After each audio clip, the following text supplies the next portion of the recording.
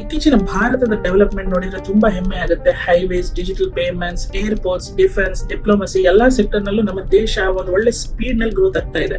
ಆದ್ರೆ ನನ್ನ ಒಂದು ಜೆನ್ಯೂನ್ ಕ್ವಶನ್ ಏನಂದ್ರೆ, ಈ ಎಲ್ಲಾ ಡೆವಲಪ್ಮೆಂಟ್ ಗಳು ಎಲ್ಲಾ ರಾಜ್ಯಗಳಿಗೂ ಈಕ್ವಲ್ ಆಗಿ ತಲುಪ್ತಾ ಇದೆಯಾ ಅಂತ. ಕರೆಂಟ್ ಇಂಡಿಯನ್ ಗವರ್ಮೆಂಟ್ ಅಡಿಯಲ್ಲಿ ಭಾರತ ಗ್ಲೋಬಲ್ ಲೆವೆಲ್ ಅಲ್ಲಿ ತುಂಬಾ ಕಾನ್ಫಿಡೆಂಟ್ ಆಗಿ ಬೆಳೀತಾ ಇದೆ. ಫಾರಿನ್ ಇನ್ವೆಸ್ಟ್ಮೆಂಟ್ಸ್ ಬರ್ತಾ ಇವೆ, ಗ್ಲೋಬಲ್ ಪಾರ್ಟ್ನರ್ಶಿಪ್ ಸ್ಟ್ರೆಂಥನ್ ಆಗ್ತಾ ಇದೆ, ಇನ್ಫ್ರಾಸ್ಟ್ರಕ್ಚರ್ ಪ್ರಾಜೆಕ್ಟ್ಸ್ ವೇಗವಾಗಿ ನಡೀತಾ ಇವೆ, ಮತ್ತು ಮೇಕ್ ಇನ್ ಇಂಡಿಯಾ ಬರೀ ಸ್ಲೋಗನ್ ಅಲ್ಲ, ಅದು ರಿಯಲ್ ಮ್ಯಾನುಫ್ಯಾಕ್ಚರ್ ಆಂಬಿಷನ್ ಕೂಡ ಆಗಿದೆ. ಆದ್ರೆ ಇತ್ತೀಚೆಗೆ ನಡೆದ ಇಂಡಿಯಾ ಹಾಗೂ ನೆದರ್ಲ್ಯಾಂಡ್ ಸೆಮಿ ಕಂಡಕ್ಟರ್ ಡೀಲ್ ಒಳಗಡೆ ಟಾಟಾ ಎಲೆಕ್ಟ್ರಾನಿಕ್ಸ್ ಮತ್ತು ASML ಪಾರ್ಟ್ನರ್ಶಿಪ್ ಮೂಲಕ ಧೊಲೆರಾ ಗುಜರಾತ್ ನಲ್ಲಿ India's 300 mm semi conductor fact support ಸಿಗುತ್ತೆ.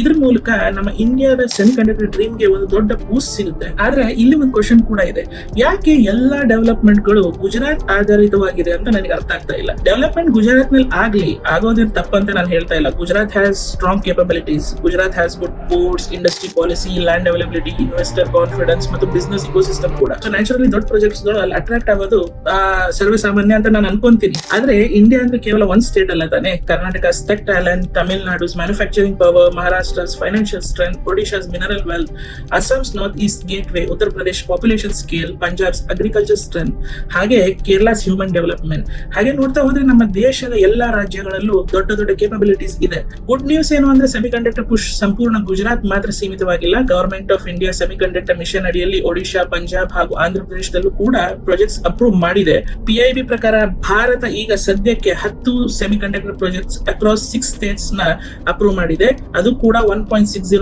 lakh crore of investment.